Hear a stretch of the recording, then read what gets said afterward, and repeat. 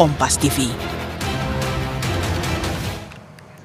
Kita ke sorotan selanjutnya, saudara, terkait dengan Presiden Prabowo yang membuka kemungkinan menjalin hubungan diplomatik dengan Israel jika negara itu mengakui kemerdekaan Palestina. Hal itu disampaikan Presiden saat pertemuan bilateral dengan Presiden Prancis Emmanuel Macron di Istana Merdeka Rabu lalu.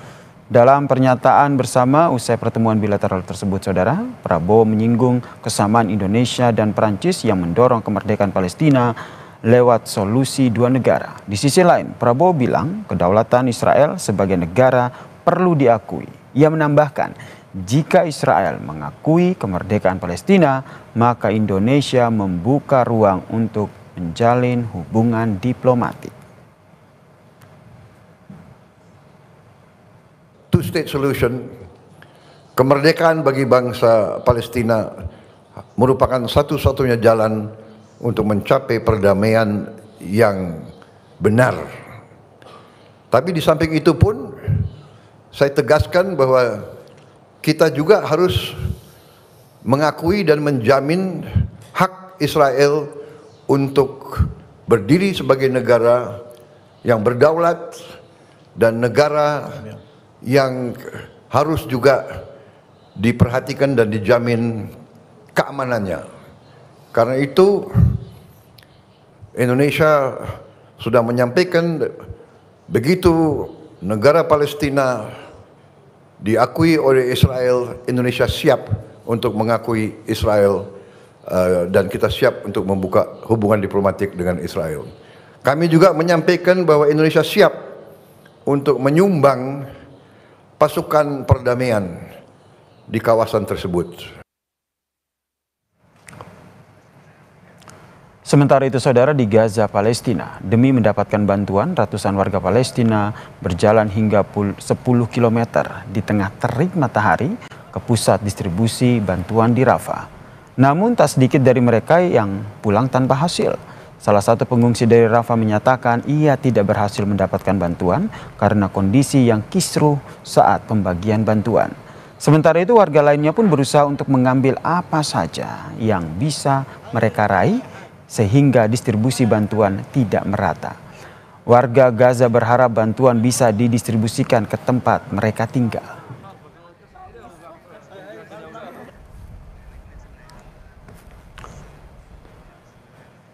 Saudara, polemik merebak usai pernyataan dari Presiden Prabowo Subianto bersedia membuka hubungan diplomatik dengan Israel jika kemerdekaan Palestina ini diakui. Penyampaian tersebut dinilai momennya yang tidak tepat karena kekejaman Israel di tengah memuncak, saudara, di jalur Gaza tanpa kejelasan kapan kebrutalan tersebut disudahi. Kita bahas bersama dengan praktisi dan juga pengajar hubungan internasional strategi politis, Mbak Dina Prapto Raharja, yang telah bergabung bersama kami di Kompas Petang. Selamat petang, Mbak Dina. Selamat petang, Mas. Mbak Dina, apa yang Anda analisa terhadap pernyataan Prabowo Subianto di depan Emmanuel Macron bahwa Indonesia siap buka hubungan diplomatik dengan Israel kalau Palestina ini diakui oleh Israel? Saya coba mengerti pernyataan beliau itu dalam konteks domestik dulu ya.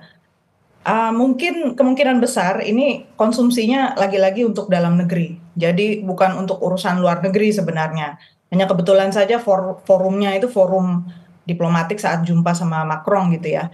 Karena kalau dilihat dari segi diplomatik, ini nggak nyambung gitu dengan suasana yang berkembang. Bahkan terburu-buru dan jadi sangat tidak tepat gitu untuk disampaikan sekarang. Yang pertama, tadi beliau menyebutkan poin misalnya bahwa Israel itu butuh perlindungan gitu kan, butuh sebagai satu negara gitu kan, butuh diakui. Nggak pernah ada masalah sebenarnya ya dengan urusan Indonesia juga gitu kan untuk melindungi apalagi mengakui Israel. Negara lain sudah mengakui eksistensi Israel kan. Jadi dan kalau bicara dalam konteks ini sedang bersama Macron, sebenarnya Uni Eropa itu adalah mitra dagang terbesarnya Israel. Jadi kalau kita lihat dari segi konteks ada 3 hal yang miss nih Presiden Prabowo. Jadi seakan-akan ini ngobrolnya kemarin persiapan rapatnya, persiapan bikin pidatonya tuh gimana gitu kan pertanyaannya. Pertama ya, Di antara negara-negara Uni Eropa, Prancis itu memang sudah dalam posisi ingin segera mengakui kemerdekaan Palestina. Dan mereka menyuarakan di bulan Juni besok sudah bersama Arab Saudi menginisiasi pertemuan di PBB, General Assembly. Dan itu sebenarnya sudah dari bulan November tahun 2024, artinya bukan barang baru ya. Kalau kita di Kementerian Luar Negeri harusnya udah tahu itu perkembangan itu. Jadi agendanya itu sebenarnya dari pihak Israel itu pun khawatir dengan pertemuan itu, karena pertemuannya di New York kan, di situ diasumsikan sudah ada dukungan implisit dari Amerika Serikat. Berarti kalau diizinkan membuat pertemuan yang agendanya jelas-jelas untuk membicarakan soal kedaulatan untuk Palestina, mengakui kedaulatan Palestina, berarti Amerika Serikat dalam posisi yang sudah meninggalkan Israel kan, memberi izin gitu untuk hal itu terjadi. Jadi menurut Anda ini pernyataannya dinilai terburu-buru, tidak tepat waktu begitu. Jadi Anda sendiri melihatnya bagaimana seharusnya Presiden bersikap atas apa yang menimpa Gaza dalam beberapa pekan terakhir ini? Yang konteks yang kedua itu sebenarnya di Eropa sendiri itu sedang terjadi perpecahan. Jadi bilang Uni Eropa itu adalah mitra dagang terbesar untuk Israel. Dan posisi Macron ini berani kan untuk mengatakan bahwa ayo dong yang lain semua di Uni Eropa itu mendukung. Minimal yang kita bisa lakukan, masih ada 9 negara nih di Eropa yang nggak setuju dengan melakukan review atas hubungan perdagangan supaya dihentikan dulu sama Israel. Dan di Dewan Keamanan PBB itu sudah ada satu statement juga bahwa modalitas dari Dewan Keamanan PBB maupun Majelis Umum PBB itu harusnya ditinjau ulang karena ada hasil temuan dari ICJ itu International Criminal